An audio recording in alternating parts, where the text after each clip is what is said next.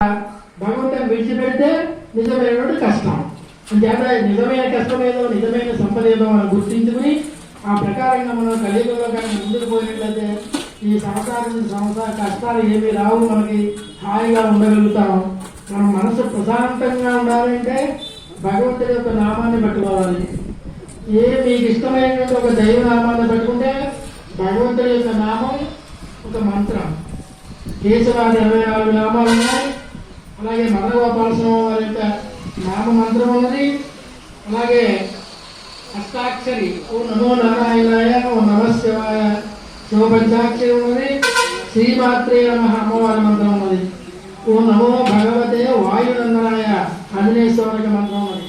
అలాగే ఒక్కొక్క భగవంతుడి యొక్క మంత్రం ఒక్కొక్క మంత్రము కాబట్టి ఆ నామాన్ని మనం గట్టిగా పట్టుకుని ఉచ్చరిస్తూ పూజ చేసుకునేటప్పుడు మనం ఏం చేసుకుంటారంటే సాధారణంగా మీరందరూ కూడా మనకి 24 గంటలు ఉంటే గోల్డ్ పనులు ఉన్నాయి, పూజ చేయడానికి ఖాళీ లేదు అనుకుంటా ఉన్నాం.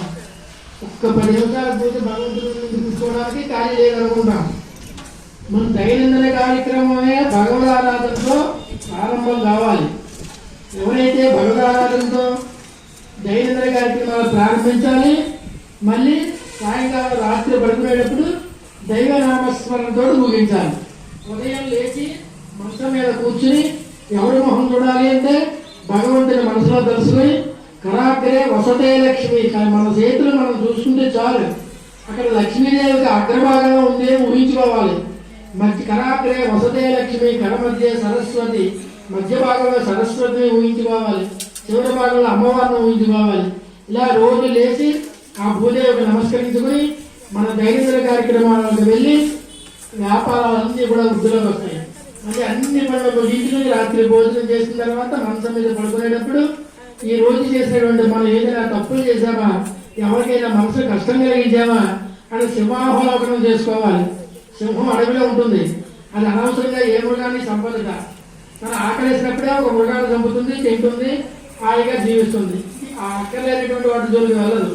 సాయంత్రం రాత్రి అయిపోతే పడుకునేటప్పుడు ఒకసారి ఆ రాత్రి మీద కూర్చుని అవలోకనం చేసుకుంటుంది. అంటే నేను ఈ రోజు ఏం చేశాను, ఉదయం లేచి నుంచి ఎన్నో మృగాలను వేటాడాను, నాకు అక్కర్లేని ఏదైనా పని చేసేనా, నాకు ఆకలి తీరిన తర్వాత కూడా ఏ మృగాన్ని హింసించేనా. అంటే మృగాలను తినడం నా యొక్క సహజ లక్షణం. అందుచేత తప్పు కాదు దానికి సింహానికి. అందుచేత ఏదైనా అనవసరంగా చేశానా అని చెప్పి ఒక సింహావలోకనం మళ్ళీ కూర్చుని ఆలోచించుకుంటుంది. అలా మానవులుగా మనం కూడా రాత్రి ఈ రోజు ఏం చేసామో, ఏ కార్యక్రమాలు నిర్వర్తించామో, ఎవరినైనా మెప్పించామా, బాధించామా, అనవసరమైన అధర్మ సంపాదన చేసామా అని చెప్పి ఆలోచించుకుని వాటిని సరిదిద్దుకుని మన్నాడు మళ్ళీ ఆ తప్పులు రాకుండా చేసుకుంటూ మనం జీవన విధానాన్ని ధర్మబద్ధంగా ముందుకు వెళ్ళినట్లయితే మనకి అన్ని కూడా సక్రమంగా జరుగుతాయి. ఇలా చెప్పుకుంటూ వెళ్తే ఈ విషయాల్లో వెళ్ళిపోతుంటాం. అని చెప్పి స్వామివారికి ఇప్పుడు మధుపర్కం ఇటువంటి కార్యక్రమం చేస్తాం.